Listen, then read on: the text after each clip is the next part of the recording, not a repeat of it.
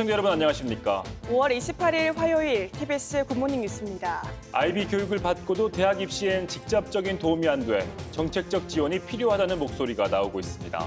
보수의 정체성을 잃은 국민의힘을 향해 당 안팎 4명의 보수 인사들은 하나같이 변화는 이제 생존의 문제라고 역설했습니다. 지역 독립운동가의 후손 허미미 선수가 29년 만에 유도 세계선수권 대회에서 가장 높은 곳에 올라섰습니다. 디지털 기술을 융합해 초정밀 금속 가공 기술을 개발하는 정밀가공 종합기술지원센터가 대구 국가산단에 문을 열었습니다. 오늘 대체로 맑은 가운데 아침 기온 9에서 16도 분포로 어제보다 4도 이상 떨어졌습니다. 한편 경북 동해안은 바람이 거세게 불어서 강풍특보가 내려질 수 있겠습니다. 자세한 날씨 이현정 캐스터가 전해드립니다.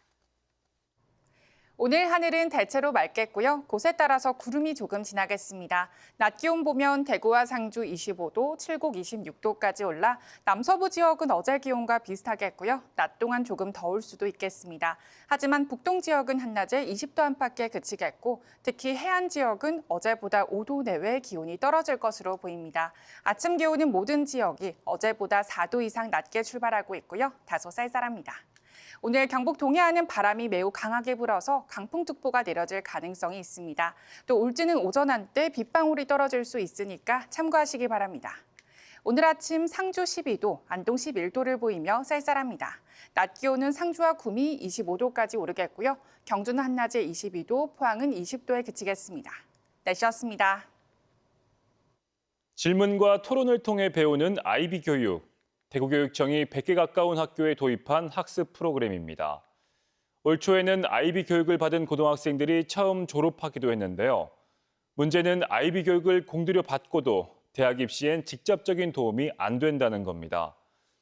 입학 전형에 반영하는 국내 대학이 아직 없기 때문인데 공교육 혁신 취지를 살리는 정책적 지원이 필요하다는 목소리가 나옵니다. 남효주 기자가 취재했습니다. 국제 바칼로레아 디플로마 프로그램, 즉 IB 고교 과정을 운영 중인 경북대 사범대학 부설 고등학교입니다. 수학 수업 시간, 화면에 나타난 건 복잡한 공식이 아닌 사진입니다. 공학 계산기까지 동원한 열띤 토론에 이어 강사 역할을 맡은 학생이 설명을 하고 수학 공식을 생활에 어떻게 적용할지도 고민합니다. IB는 스위스 비영리 교육재단인 IBO가 운영하는 국제인증 학교 교육 프로그램으로 기존 문제풀이식 교육을 벗어나 학습자의 자기주도적 성장을 추구하는 것이 핵심입니다. 대구에서도 98개 학교가 이 프로그램을 도입했고 이 가운데 21곳은 IB 본부 인증을 받은 월드스쿨로 운영 중입니다. 대구교육청은 2021년 일선 고교에도 IB 프로그램을 도입해 올해 초 첫 졸업생 68명이 나왔습니다. 문제는 현행 대입 체제와의 엇박자입니다. 우선 IB 고교과정 이수를 위해서는 10월 말에 이른바 디플로마 평가 시험을 쳐야 하는데 수능 준비 시기와 겹쳐 학생들의 정시 지원에 한계가 있다는 겁니다. 이 때문에 대부분의 학생들이 수능 최저 기준이 없는 학생부 종합 전형을 선택하고 있습니다. 하지만 학생부 종합 전형은 97개 주요 대학 기준 수시 모집 정원의 30% 정도로 선택의 폭이 좁습니다. 심지어 공들여 IB 교육과정을 이수하고 좋은 점수를 받더라도 이를 입학 전형에 반영하는 국내 대학은 아직 없습니다. IB가 사실 해외 진학에는 되게 유리한 그런 방법이에요. 근데 아직 한국에는 IB를 위해서 진학하기 위한 이런 방법이 없어요. 잘 없어요. 그래서 그 부분이 조금 아쉽긴 해요. 공교육 혁신이라는 도입 취지를 살리기 위해 대입과의 연계가 필수적이라는 의견이 나오는 건 이 때문입니다. 정시까지로의 어떤 지원 범위가 제한될 수밖에 없죠. 그리고 현행에서는 지금 IB가 처음 도입되다 보니까 아직 대학 현장에서도 IB에 대한 이해가 조금은 부족한 점도 있지 않나. 한국교육개발원 역시 지난 2022년과 2023년 교육 현안 보고서에서 국가교육과정과 IB 프로그램의 연계를 강조했습니다. 이런 가운데 대구교육청이 대학 입학사정관들을 대상으로 IB 교실 참관 수업과 세미나를 열었습니다. 입학사정관들은 당장 IB만을 위한 전형을 만드는 건 쉽지 않지만 IB 교육이 학생들을 바꾼 건 분명해 보인다며 정부 차원의 정책적 변화가 필요하다고 말했습니다. 대학 공부를 잘 할 수 있을 것 같은 학생들, 이런 학생들 뽑고 싶은데 그런 부분들이 사실 이런 수업을 통해서 학생들이 고등학교 때부터 많이 그런 역량들을 갖출 수 있지 않을까 이런 생각이 좀 들었습니다. 네. 우리 입시를 하고 있는 학생들이 편견 없이 그리고 대학을 입학할 수 있는 방법이 있다면 그런 부분들은 사실은 대학에서 찾아야 되는 게 맞다고 생각을 합니다. IB 교육이 공교육 혁신으로 이어질 수 있도록 제도와 정책이 필요해 보입니다. TBC 남효주입니다. 홍준표, 유승민, 이준석, 정규재. 지난 2주 동안 방송된 TBC 창사 특집 보수 귀를 묻다에 출연한 보수 인사들입니다. 이들이 TBC와의 대담을 통해 던진 뼈있는 메시지가 화제가 되고 있는데요. 특히 대한민국 보수가 근본적인 위기에 직면했다고 진단하고 대구 경북이 변해야 미래가 있다고 입을 모았습니다. 이번 주 뉴스에 그 내용을 잇따라 전해드릴 예정인데 오늘은 국민의힘 총선 참패 뒤에 숨은 민심을 어떻게 분석하고 있는지 권준범 기자가 정리했습니다. 총선을 앞둔 지난 3월 서울 여의도역. 국민의힘 총선을 이끌었던 한동훈 비대위원장이 첫 출근길 인사에 나섰습니다. 쳐다보지도 않고 차갑게 지나가는 시민들. 불과 닷새 전 대구를 찾았을 때 수많은 인파가 운집했던 것과 분위기가 딴판입니다. 거리에서 만난 민심은 선거 결과로 나타났습니다. 우리가 밉더라도 나라를 위해서 우리한테 어석을 좀 달라. 읍소를 하는 선거를 했어야지. 고개 쳐들고 다니면서 검찰에 총동원해서 1년 6개월 해도 못 잡은 사람들을 정치권에 와서 잡겠다고 설치되는 게 그것도 하나도 국민 눈에 예뻐 보이지가 않는 거예요. 참패는 일찌감치 예상됐습니다. 사실 그 전에 강서구청장 선거할 때 국민들께서 딱 우리한테 워닝을 주셨잖아요. 너 잘못했다고. 보수는 이대로 망한다라는 절박한 위기의식을 가지고 다 당이든 대통령이든 다 바뀔 노력을 했으면 모르겠는데 그냥 와버렸어요. 오히려 더 국민들을 더 짜증나고 분노하게 만들어버렸거든요. 오염된 보수. 화살은 또 대구 경북으로 향했습니다. 대구 경북의 일반적인 시민들, 그 국민의힘을 맹목적으로 지지해왔던 분들이 야, 우리가 뭘 했던 건지에 대해서 자기 반성적 태도로 가야 된다고 봅니다. 사실은 지금 이미 대한민국 전체 인구를 놓고 봤을 때 TK, 보수, 그리고 뭐 국민의힘 이건 전부 다 비주류예요. 네, 대통령만 이제 그때 이겼을 뿐이지. 정권에 대한 불신은 사실은 예고돼 있던 것인데 국힘당 지지자들이 모른 척하고 있었던 것이죠. 보수의 위기는 단순히 총선의 위기가 아니다. 총선이 만들어낸 위기 정도가 아니고 근본적으로 보수는 뭐냐에 대한 질문이 굉장히 거칠게 국민들로부터 제기되고 있는 것이죠. 총선 3연패, 보수의 정체성을 잃은 국민의힘을 향해 당 안팎 4명의 보수 인사는 하나같이 변화는 이제 생존의 문제라고 역설했습니다. TBC 권준범입니다. 지난주 세계 선수권을 제패한 유도 천재 허미미 선수가 금이 환영했습니다. 허 선수는 군위 출신 독립운동가 허석 선생의 후손이기도 한데요. 어제 소속팀 경북체육회를 찾은 자리에서 파리올림픽도 석권하겠다는 당찬 포부를 밝혔습니다. 안상혁 기자의 보도입니다. 세계 랭킹 1위 캐나다의 크리스타 데구치를 거침없이 몰아붙입니다. 허미미의 잇따른 업어치기 시도에 디펜딩 챔피언의 기세가 꺾였고 결국 연장 포함 11분 19초의 혈투 끝에 승부를 결정짓는 세 번째 지도가 나옵니다. 허미미가 1995년 정성숙과 조민선 이후 한국 여자 유도 선수로는 29년 만에 세계선수권 금메달을 따내는 순간입니다. 이번에는 꼭 금메달 타고 싶었었는데 그렇게 금메달 타고 너무 기쁘고 정말 응원해 주셔서 감사합니다고. 세계 챔피언 허미미가 소속팀 경북체육회를 찾아 뜨거운 환영을 받았습니다. 스승 김정훈 감독과 함께 푸짐한 상까지 손에 쥐었습니다. 허 선수는 사실 한국인 아버지와 일본인 어머니를 둔 제1교포 출신입니다. 일본 유도를 주름잡던 특급 유망주였지만 지난 2021년 일본 국적을 포기하고 경북체육회에 전격 입단했습니다. 손녀가 태극마크를 달고 올림픽에 나가길 바랐던 할머니 유언 때문이었습니다.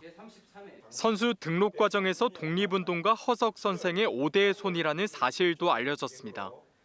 허석 선생은 일제강점기인 1918년 군위군 의흥면의 한 암벽에 일제 침략상을 알리는 경문을 붙였다 일경에 체포돼 옥고를 치렀습니다. 좀 잘해야겠다, 좀 열심히 해야겠다 그런 마음이 너무 생기고 너무 좋아요. 다음 목적지는 파리입니다.